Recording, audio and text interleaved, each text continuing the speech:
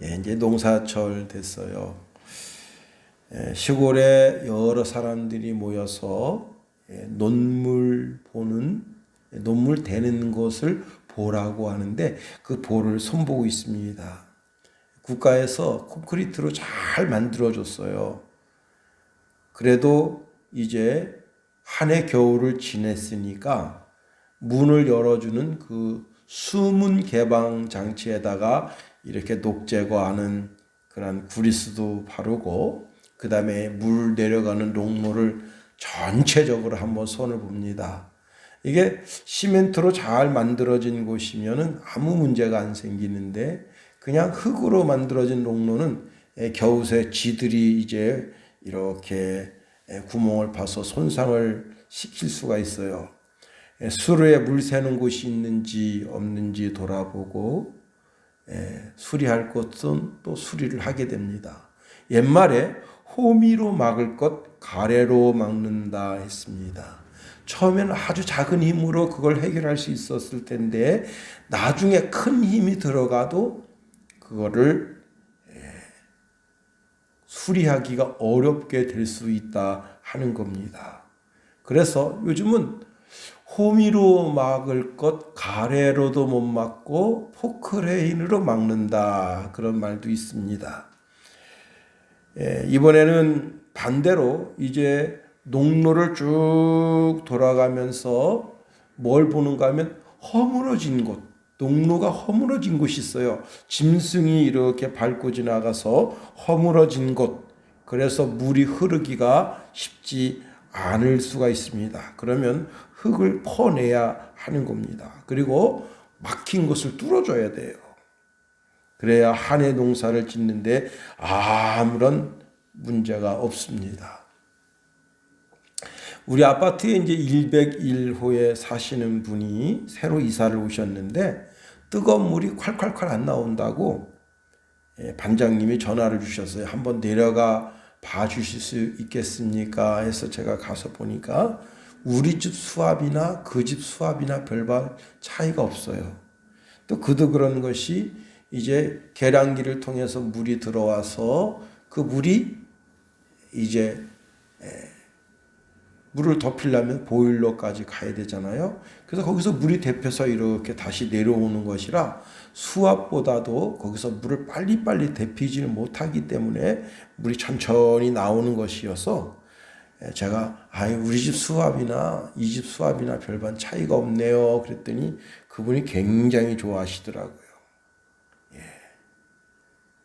세상의 모든 것도 막힌 것이 있으면 뚫어줘야 되고 구멍 난 것이 있으면 메워줘야 하는 것처럼 혹시 하나님과 나 사이에 뚫려서 뭔가 구멍이 뚫려서 세워져 나가는 축복과 은혜가 있다면 막아야 되고 막힌 것이 있다면 뚫어서 하나님의 은혜가 내게 내려오기를 부족함이 없도록 잘 수리를 해야 됩니다.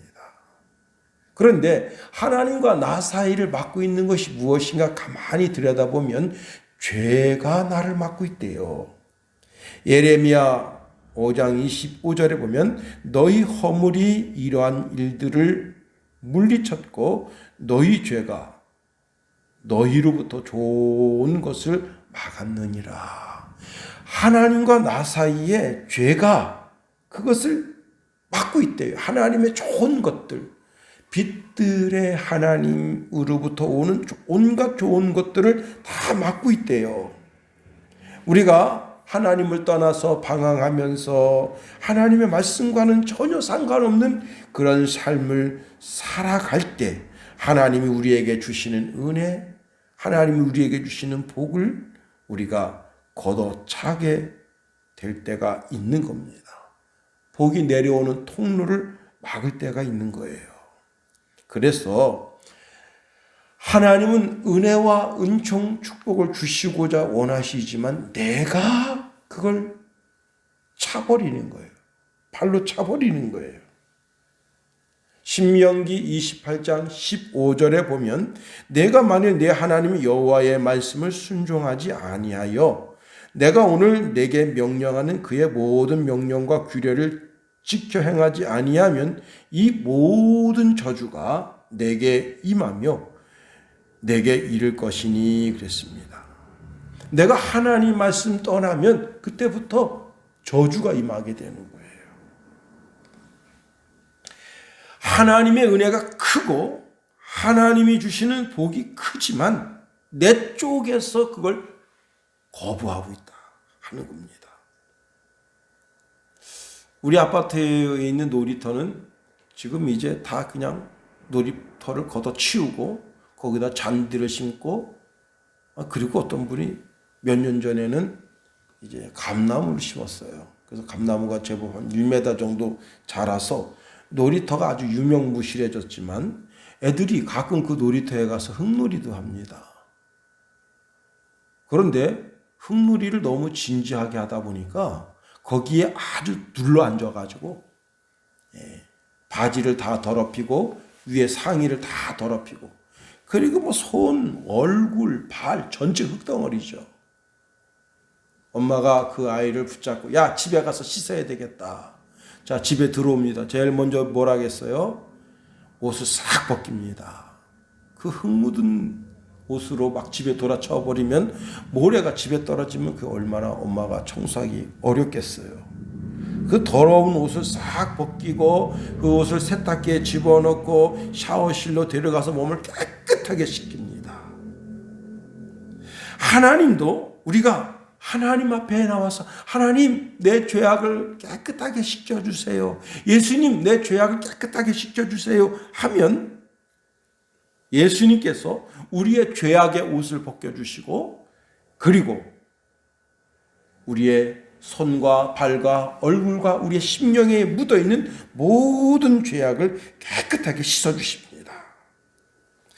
요한계시록 7장 14절에 보면 내가 말하기를 내 주여 당신이 아시나이다 하니 그가 나에게 이르시되 이는 큰 환난에서 나온 자들인데 어린 양의 피에 그 옷을 씻어 쉬게 하였느니라 말씀합니다. 우리는 어린 양의 피로 씻어서 깨끗하게 된 그런 분들입니다. 여기서 아주 중요한 것이 있어요. 내가 씻을 수 없어요. 예수님이 씻어줘야 된다는 거예요. 그리고 예수님이 아닌 부처가 내 죄를 씻을 수가 없어요. 마호메트가 내 죄를 씻을 수가 없어요. 내가 수양해서 그 죄를 내 몸에서 떨어뜨려 낼 수가 없어요. 오직 예수님이 내게 붙어있는 죄악을 떼어내어 주셔야 되는 거예요. 예수님 말씀하십니다. 요한복음 13장 8절에 보니까 내가 너를 씻어주지 아니하면 너와 나와 상관이 없느니라. 예수님이 직접 씻어주시겠다는 거예요. 고린도전서 6장 11절에 보니까 너희 중에 이와 같은 자들이 있더니 주 예수 그리스도의 이름과 우리 하나님의 성령 안에서 씻음과 거룩함과 의롭다 하심을 받았느니라. 예수님이 씻어줘야 돼요. 예수님이. 히브리서 10장 22절에 보면 우리가 마음의 뿌림을 받아 악한 양심으로부터 벗어나고 몸은 맑은 물로 씻음을 받았으니 참 마음과 온전한 믿음으로 하나님께 나아가자. 이 시간도 예수님이 흘리신 거룩한 피로 우리가 깨끗하게 씻음 받아서 하나님 앞에 올바르게 서는 우리가 다 될 수 있게 되기를 예수님의 이름으로 축원해 드립니다. 자, 구약 성경에 보면요, 복받은 여인들이 참 많은데 그 가운데 아주 믿음이 특이해서 하나님께 복받은 여인들이 종종 나와요. 그 중에 하나가 사레입니다.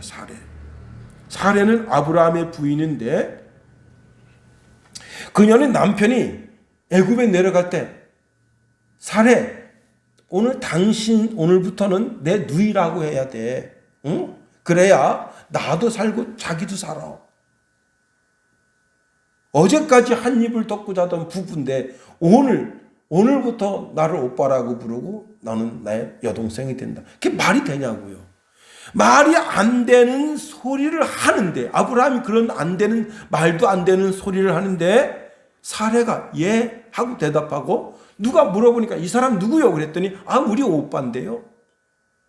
또 어떤 사람이 아브라함에게 묻습니다. 이 여자는 누구요? 제 여동생인데요. 천연덕스럽게 거짓말합니다. 다시 말하면 남편 말에 100% 순종한다. 여러분, 누가 그런 말을 시키면 어떡하겠어요? 여자가 뭐 하는 거예요 당신? 응? 나를 누이라고 하라고? 말이나 되는 소리야? 그리고 남편 얼굴에 확 긁어버릴 거예요. 그런데 사례는 그렇게 하지 않았어요. 창세기 21장 9절에 보니까 내 아이나 내 여종으로 말미암아 근심하지 말고, 사라가 내게 이른 말을 다 들으라. 하나님께서 아브라함에게 그렇게 말씀하셨는데, 이 사례가 이제 나중에 사라가 되잖아요. 사라가 돼가지고 아브라함이 육적으로 흘러가는 것을 보며 책망을 합니다. 다시 말하면 하나님께서는 자기와 아브라함을 통해서 이 땅에 씨를 주셔서 믿음의 씨가 되게 하겠다 하셨는데 자꾸 이스마엘을 의지해요. 이스마엘을 귀하게 봐요. 이스마엘을 자기 아들로, 장자로 생각해요. 그래서 사례가 말합니다. 이 이스마엘을 쫓아내세요. 그때 아브라함이 주저주저 하는 거예요. 못 쫓아내요. 그런데 사라가 믿음으로 말합니다. 이 이스마엘을 이 집에서 쫓아냈어요. 그랬더니 아브라함이 눈물을 머금고 그 이스마엘을 자기 집에서 쫓아냅니다. 그때 하나님께서 사라가 내게 이른 말을 다 들으라 그렇게 했습니다. 베드로는요, 이를 높이 사서 베드로전서 3장 1절에서 6절에 이렇게 말해요. 아내들아, 이와 같이 자기 남편에게 순종하라.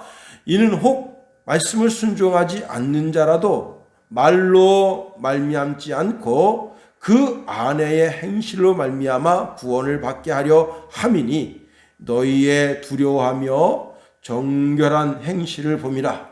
너희의 단장은 머리를 꾸미고 금을 차고 아름다운 옷을 입은 외모로 하지 말고 오직 마음에 숨은 사람을 온유하고 안정한 심령에 썩지 아니할 것으로 하라. 이는 하나님 앞에 값진 것이니라. 전에 하나님께 소망을 두었던 거룩한 부녀들도 이와 같이 자기 남편에게 순종함으로 자기를 단장하였나니 사라가 아브라함을 주라 칭하여 순종한 것 같이 너희는 선을 행하고 아무 두려운 일에도 놀라지 아니하며 그의 딸이 된 것이니라. 남편 말에 100% 순종하라. 응?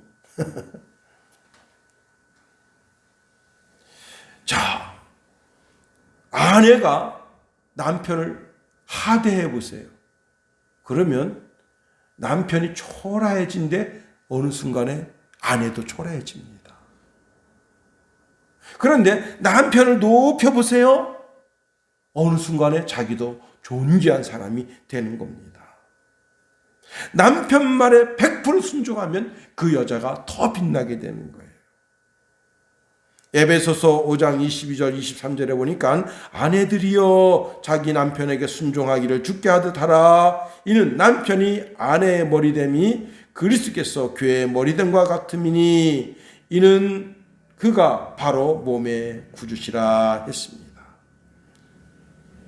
사라는 그렇게 하나님 말씀 가운데 믿음 가운데 서서 믿음의 여장부가 된 겁니다. 오늘 본문에 보면 사례를 버금가는 그런 믿음의 여장부가 나오는데 그 여자가 누구냐? 바로 드보라라는 여자예요. 드보라라는 뜻은 벌꿀이라는 뜻이에요. 또 꿀벌이라는 뜻이에요. 말을 반대로 했네요. 꿀벌 또는 벌이라는 뜻입니다. 그녀는 40년 동안 예수님 탄생하시기 1304년서부터 1264년까지 다스렸고 에브라임 산지와 라마와 베델 사이에 종려나무 아래 살면서 백성들을 재판했다라고 하는 것이 오늘 본문에 나와 있습니다. 그러면 이 드보라는 어떤 여인일까요? 이 여인은 하나님의 지혜가 가득한 여인이었다 하는 겁니다. 저는 가끔 이제 시골에 가서 어머니하고 이런저런 이야기할 때, 야, 어머니가 참 이치가 밝으신 분이구나 라고 하는 것을 알게 됩니다. 최근에 이제 마을 이장님을 청년들이 탄핵을 했어요. 그래서 탄핵을 당했습니다. 근데 어머니가 이렇게 말씀하셔요. 아니, 지금 1년 반 이렇게 지내왔는데 앞으로 1년 반이면 퇴임하는데 탄핵할 거면 뭐트로 이장을 뽑았냐는 거예요. 뭐트로. 응? 사람 놀리는 것도 아니고 왜 사람 높은 데 올려놓고 막 흔드냐는 거예요. 응? 그리고 두 번째로 이렇게 말씀하십니다. 너가 그 위치에 섰을 때 다른 사람들이 한번 탄핵해봤단 말이에요. 그러니까 어떡하겠어요? 또 그 사람들도 또 너를 탄핵시킬 줄 누가 알겠냐는 거예요. 지금 우리가 박근혜 대통령 탄핵시켰는데 가끔 탄핵 그런 단어가 나오잖아요. 총장도, 검찰총장도 탄핵시키자. 무슨 국무총리도 탄핵시키자. 문재인 대통령도 탄핵시키자. 그런 저런 이야기가 나오잖아요. 왜? 한번 해봤단 말이에요. 그러시면서 그런 말씀을 하십니다. 오늘 본문의 드보라 사사는요, 율법을 전문적으로 배운 사람이 아닙니다. 그런데 마음의 상처를 입고 오는 사람, 그 누구라도 드보라랑 이야기하면 마음이 시원해지고 마음의 상처가 치유됐고 위로받고 인생이 살아갈 용기를 얻고 마음에 응어리진 것이 쏙 풀어지는 그런 아주 시원한 답을 주는 여인이었습니다. 자, 어떤 문제든지 그 문제를 가지고 드보라에게 오면 그 문제가 해결된다. 인생의 해결사, 영혼의 해결사가 바로 드보라였다고 하는 겁니다. 인생의 아주 깊은 문제를 가지고 가슴 아파하는 사람도 드보라한테 와서 자기 인생의 문제를 내어놓으면 그 문제가 해결된다. 삶에서 일어나는 크고 작은 일들, 그것을 드보라에게 가져오면 명판결을 한다. 명관, 명판사, 포천천 같아. 여자가. 자, 오늘 보면 4절에 보면 그때에 라비도스의 아내 여선지자 드보라가 이스라엘 사사가 되었다 했습니다. 라비도스의 아내 여선지자 드보라. 라비도시 누군지 성경에는 정확하게 알 수는 없지만은 유대인 주석가들에 의하면 라비도시 바로 바락이라는 거예요. 바락이 누구예요? 이제 6절 7절에 보면 바락이 나와요. 바락이 장군입니다. 장군. 이 바락이라고 하는 말뜻이 번개라는 말뜻인데 라비돛이 바로 번개라는 단어예요. 그래서 그게 동일한 단어다라고 그렇게 해석을 하고 있습니다. 또 다른 뜻으로 라비돛은 횃불이라는 뜻도 있어요. 횃불. 그래서 라비돛의 아내라는 말은 불꽃과 같은 여인이다. 그렇게 해석하기도 한다고 하는 겁니다. 자, 그녀가 바락의 아내이든지 아니면 불꽃 같은 여인이든지 간에 하여튼인지 간에 이 드보라는 그때 당시에 이스라엘 사람들에게 올바른 깨우침을 주는 번개 같은 불꽃 같은 그런 여인이었다 하는 겁니다. 오늘날은요 여성 인권 시대라 한다. 그래서 여성 시대라는 책도 있어요. 여성 대통령도 나오고 여성 장관들도 나와서 떳떳하게 큰 소리 치면서 여성 시장도 나오고 그래요. 여성 우원 시대다. 그런데 이 사사 시대는 그런 시대가 아닙니다.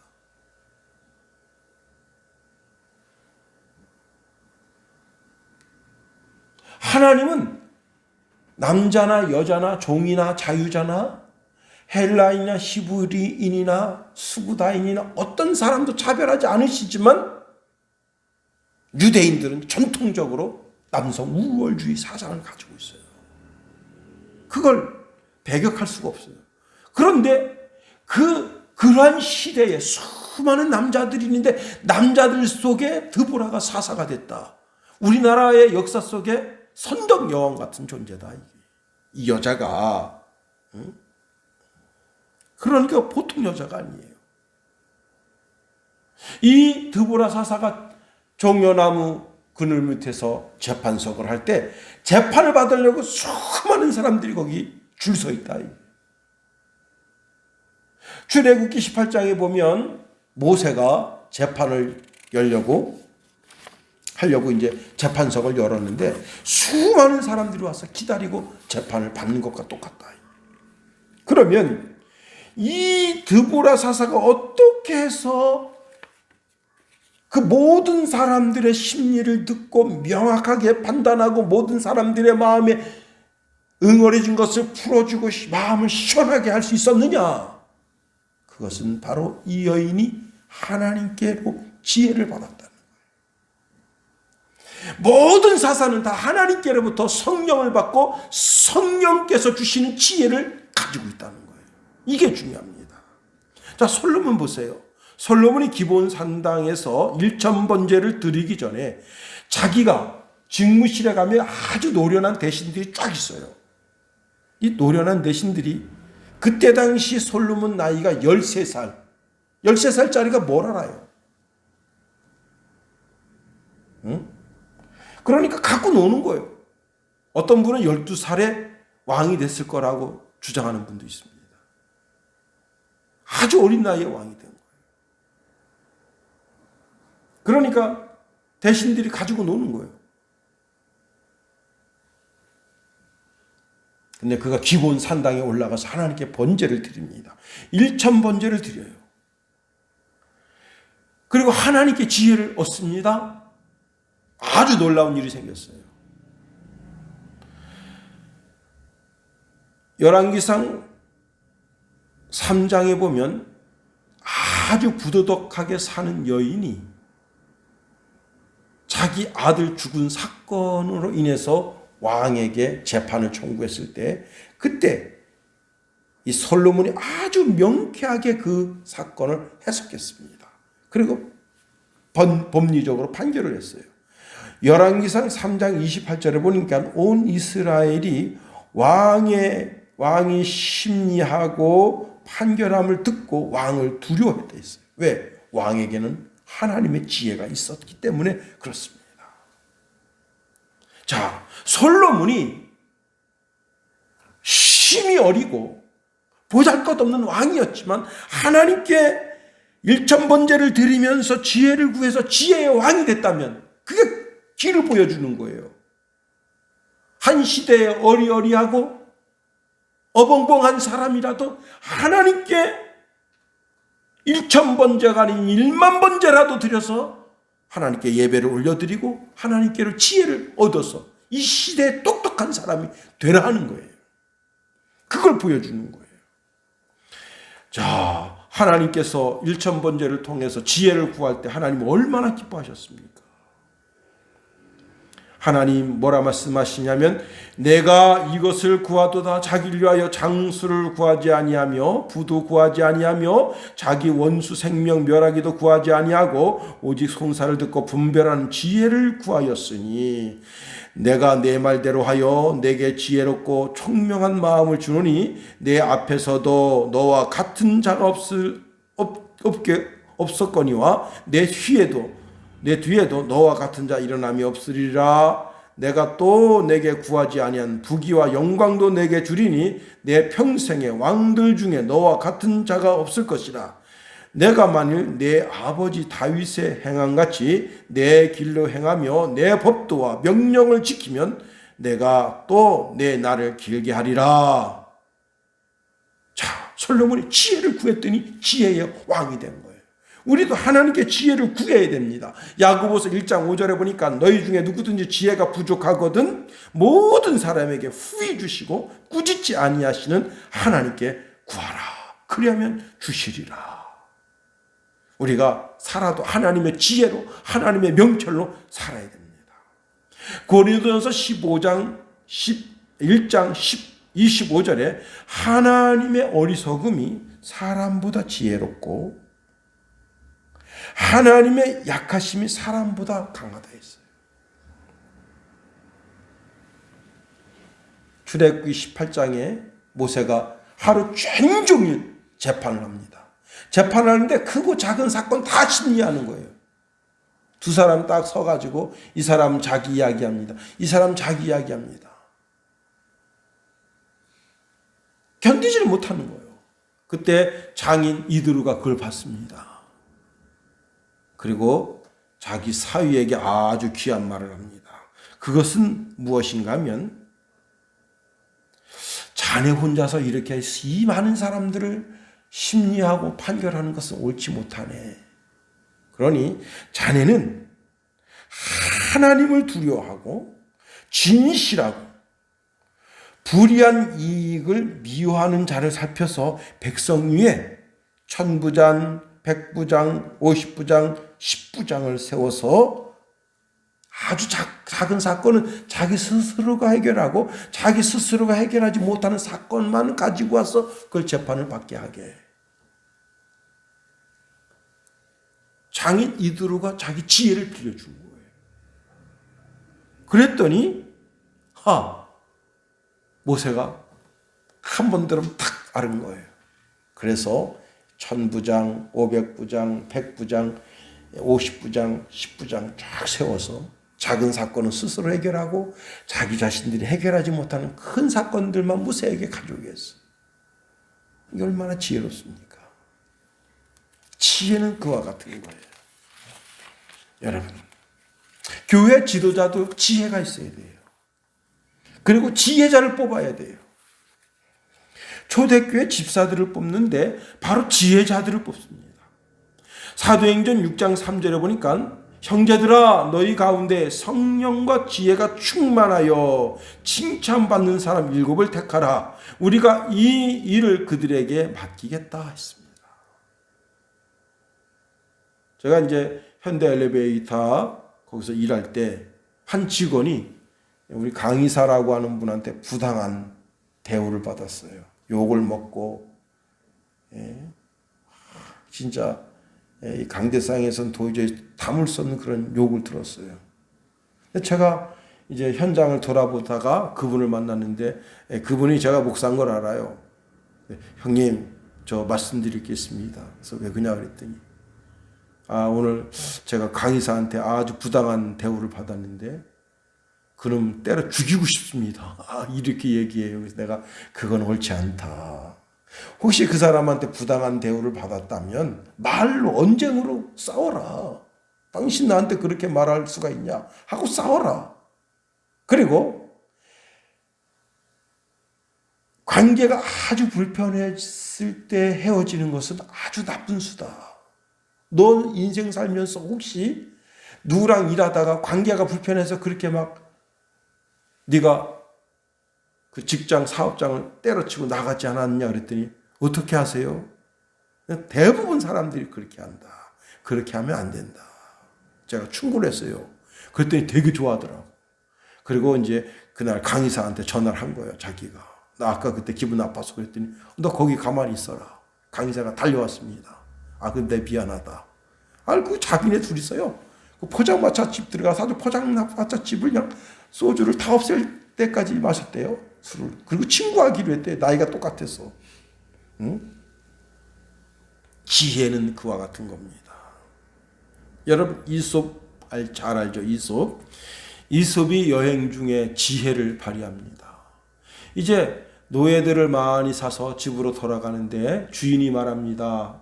요셉에게 이보게 그래도 자네가 이 모든 노예들을 건사하는 그런 위치에 있으니 자네가 먼저 짐을 고르게 했더니 예 알겠습니다. 그러더니 이솝이 가서 아주 큰 짐 하나를 들러맵니다. 다른 노예들이 말합니다. 예, 속으로 아유 참 아니 우리들 가운데 가장 지혜롭다더니 제일 어리석은 놈이구만. 나 같으면은 주인님이 애지중지 여기는 보석함 하나만 딱 들고 가겠네. 그 제일 가볍잖아. 또 어떤 사람은 야,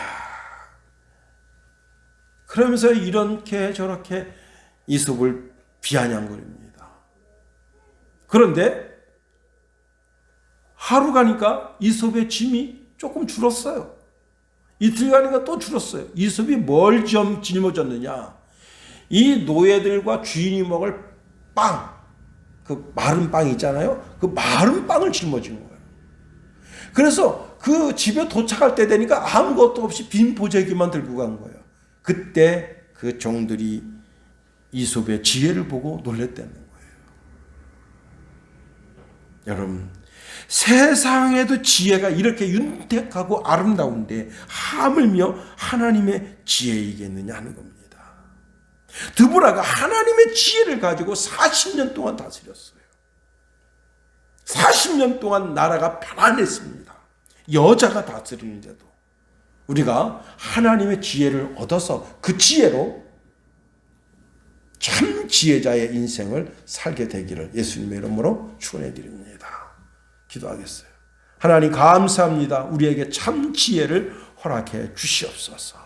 하늘의 지혜를 허락해 주시옵소서. 솔로몬에게 주셨던 지혜를 허락해 주시옵소서. 그 지혜로 인생 살게 하소서. 예수님의 이름으로 감사하며 기도합니다. 아멘.